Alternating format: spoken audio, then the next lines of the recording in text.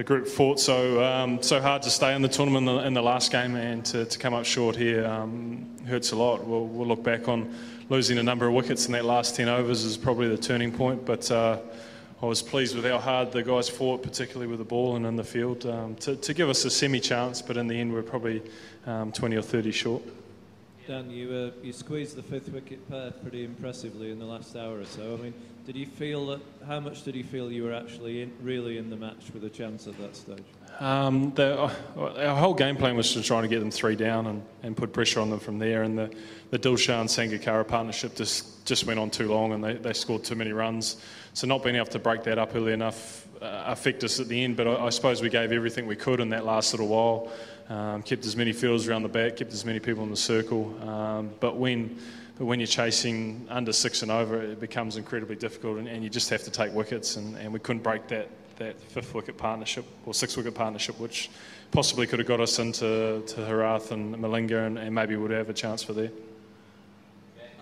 Dan, what was running through your mind in the last few overs, because you actually came back into the game after it was like almost, it was a repeat of the England game that we saw, but with 7 fielders within the circle even before taking the power play, what was exactly going through your mind? It was just all about taking wickets. That was the only way we're going to win the game, to break the last partnership of established batsmen, Samawira and Matthews. That's all we're thinking about, and hopefully putting some pressure on some of their tail. But Matthews came out and played some very good shots and really took the game away from us in the end.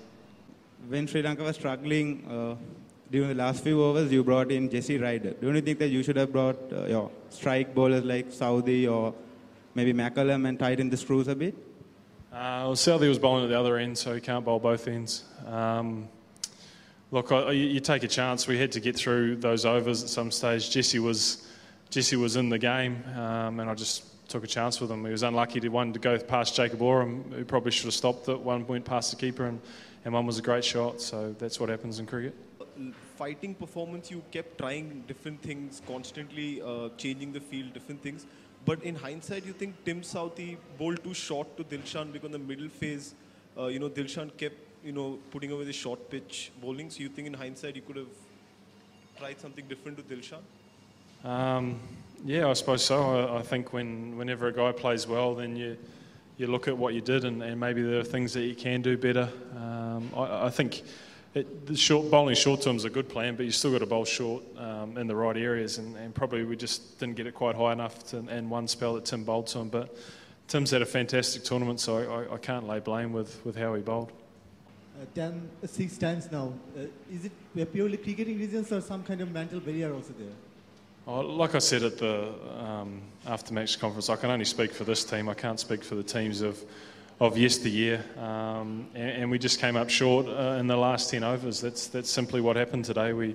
Our top order laid a great platform, stuck to the game plan exactly how we wanted it, but starting against the Sri Lankan bowling lineup on this wicket is incredibly tough, and each time we lost the wicket, we weren't able to establish a partnership, and that's where we lost the game.